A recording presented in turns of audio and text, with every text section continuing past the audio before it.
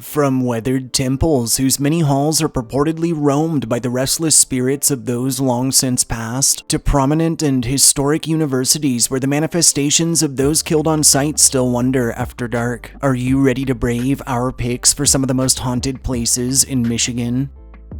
Number 5. The White River Light Station.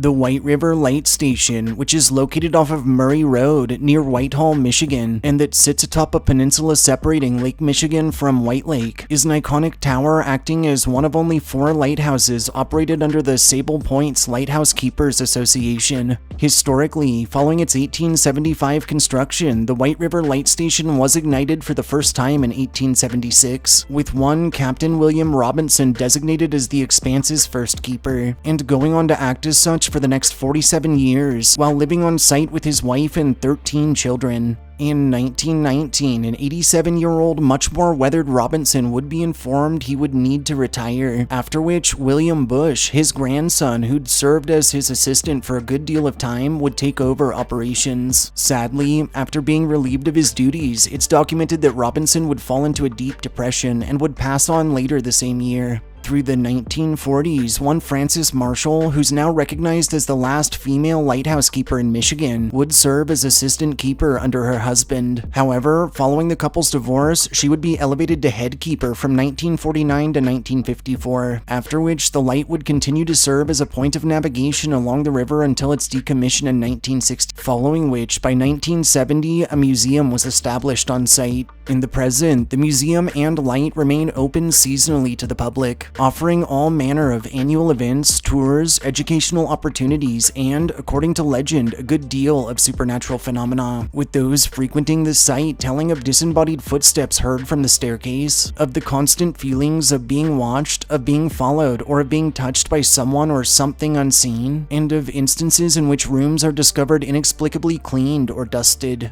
The spirit of Captain William Robinson has been encountered on numerous occasions, often hurrying around the lighthouse or seemingly attending duties from life, and the sound of a cane which he used in his later years is often heard from just around corners, while the entity of his wife Sarah has been known to manifest as a misty female form that drifts about often after dark.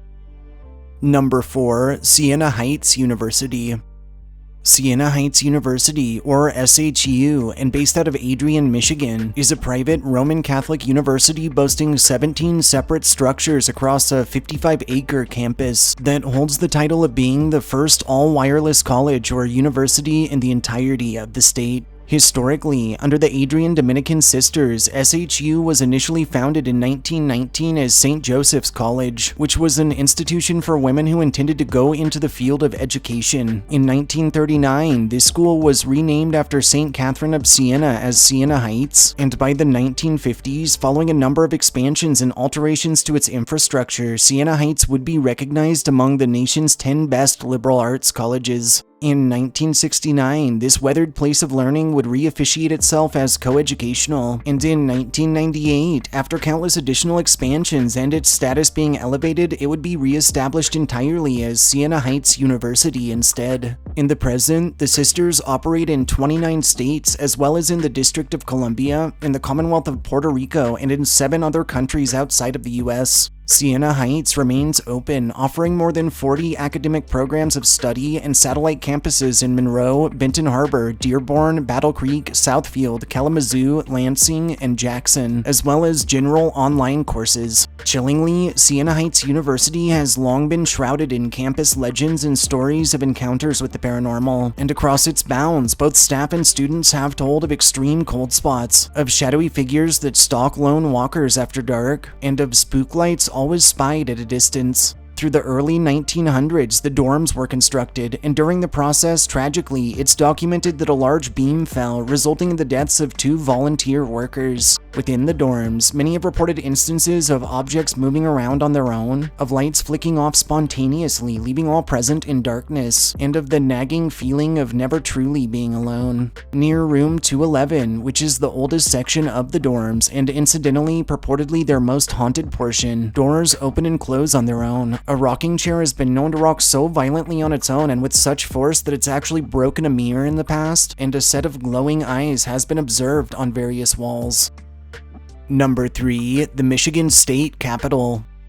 The Michigan State Capitol, which is located off of North Capitol Avenue out of Lansing, Michigan, is a significant building housing the state's legislative branch of government. Its current structure is actually the third capitol to stand, and that also accommodates the ceremonial offices of both Michigan's governor and lieutenant governor. Historically, Detroit would originally act as Michigan's capital. However, as a result of the state's need to develop its western half, as well as for a contingency should the British troops stationed in Windsor, Ontario ever decide to act in aggression, in 1847, the capital was moved to Lansing instead. Initially, within this new capital city, government offices were hosted out of nothing more than a humble wooden structure. However, eventually, it was decided a more modernized site was required, and by 1879, our current Capitol building was completed. After serving diligently for over a century, in 1989, legislature would fund an extensive historical restoration of the weathered Capitol site that would take a total of 3 years and finally conclude in 1992, and would result in the dome's return to a creamy white shade, in upgrades to mechanical systems, in restorations to a number of design elements, and in the addition of accessibility accommodations. Later the same year, on October 5th of 1992, the Capitol would be honored as a National Historic Landmark.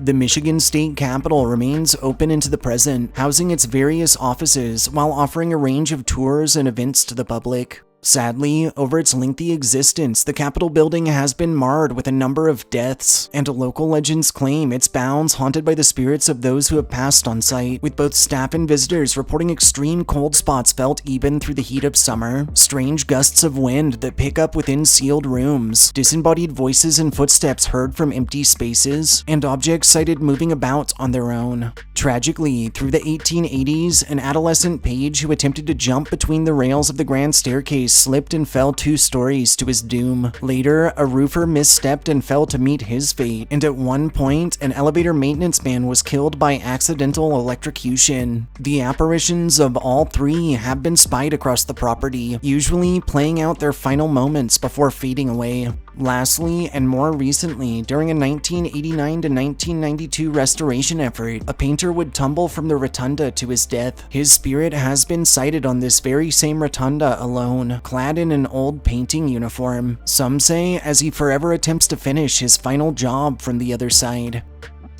Number 2. The Detroit Masonic Temple.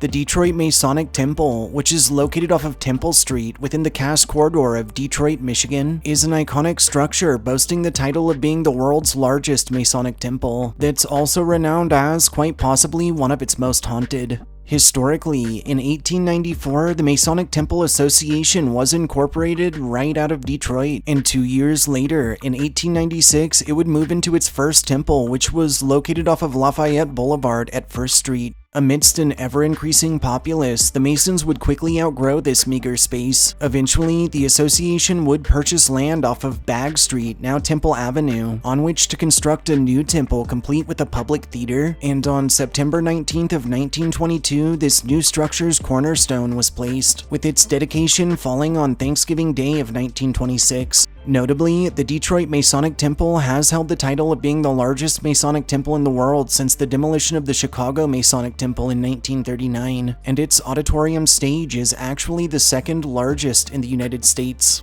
In the present, this prestigious temple plays home to 26 Blue Lodges, the Consistory, 2 Commanderies, 5 chapters, and the Council, while hosting a range of offices, ballrooms, event space, and of course, its theater. Like many other Masonic temples we've covered, the Detroit Temple has long been surrounded in ghost stories and tales of the inexplicable, with those frequenting its bounds telling of extreme hot and cold spots in adverse weather, of doors that open and close on their own, including a roof door that likes to open right after watchmen close and lock it, and of encounters with shadowy manifestations that stalk nearby living across the property. The most famous story associating itself to the Detroit Masonic Temple tells that the building's architect, George Mason, overspent during its construction, resulting in a bankruptcy, and in his wife leaving him. Distraught over losing everything, it's said Mason then chose to end his own life by way of jumping 210 feet from the top of his own temple to his death. While this fable makes for a great campfire tale, truth be told, we know now that Mason never really jumped from the temple, and actually died within his home in 1948 at the grand old age of 91.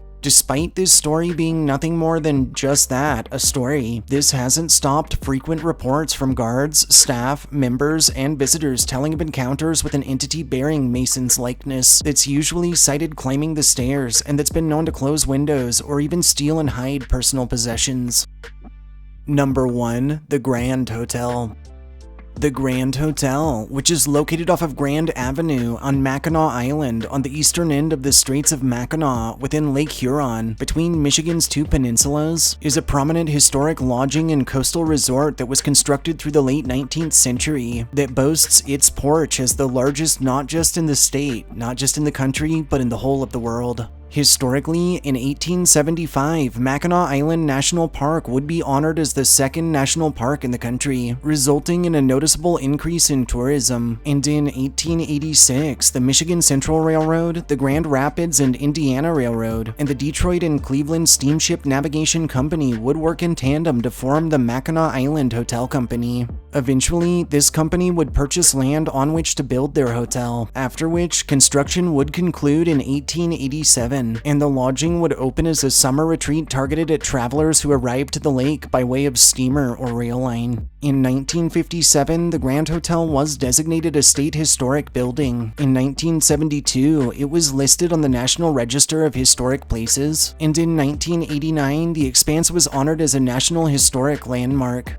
More recently, in September of 2019, Dan Musser III announced his family, which had owned the hotel for nearly 9 decades, was selling the property to KSL Capital Partners. The Grand Hotel remains open into the present, offering 388 guest rooms and suites, 14 separate restaurants and bars, a luxury pool, and much, much more, and has also earned renown for its hosting of a number of notable names, including those of 5 U.S. presidents, of famed inventor Thomas Edison, and of legendary author Mark Twain. While the Grand Hotel and the whole of Mackinac, for that matter, may seem like the picture-perfect getaway, and let's be honest, they probably are, this weathered strip harbors a shockingly dark history. Prior to the area's settlement, this region would play home to tribes native to the region, and between multiple native graveyards accompanied by bodies buried through the island's time as a military fort, it's documented that through the construction of the hotel, workers unearthed so many remains that there was literally no way of keeping track of all of them, and that eventually, construction crews continued right atop remaining bodies.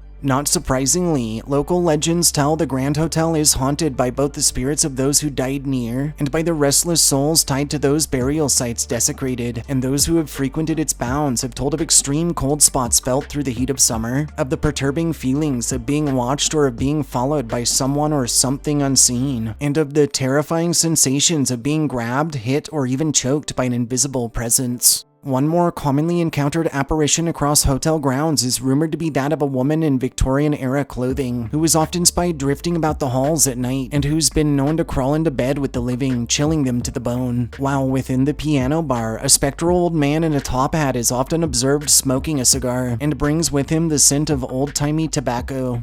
Lastly, and possibly most infamously, the hotel's premises is rumored to be stalked by a dark ghost known as the Evil One or Evil Entity. While this thing has been encountered on numerous occasions, perhaps none are more infamous than a documented incident during which time a maintenance worker within the theater reported feeling an unnatural chill that caused him to glance up, where his eyes were met by a large, dark mass, defined only by 2 red eyes in its center, that proceeded to rush him, knocking him out instantly and resulting in a trip to the hospital. Taking its surprisingly morbid history into account, and coupling it with such an impressive slew of local legends and purports of encounters with the paranormal ranging up to actual bodily harm, we felt there really was no better choice than Mackinac's Grand Hotel as this list's most haunted place in Michigan. Thanks for tuning in for our picks for some of the most haunted places in Michigan. If you enjoyed hearing our histories and ghost stories, subscribe to our channel, like this upload, and share us with anyone you feel could use a good scare. Pleasant dreams.